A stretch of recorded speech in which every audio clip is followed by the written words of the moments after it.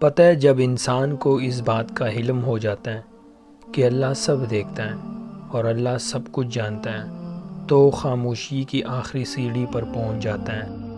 جہاں کسی سے کوئی شکوہ نہیں رہتا، جہاں دل شکایتیں نہیں کرتا۔ تڑپتا تو بہت ہے مگر آہیں نہیں بھرتا، کیونکہ یہ وہ مقام ہوتا ہے جہاں ساری باتیں اور ساری چیزیں اللہ کے سپرد کر دی جاتی ہیں، کیونکہ اس لمحے کی تکلیف اور اذیت اللہ کے سوا کوئی نہیں جان سکتا، اور لوگوں سے تو ویسے بھی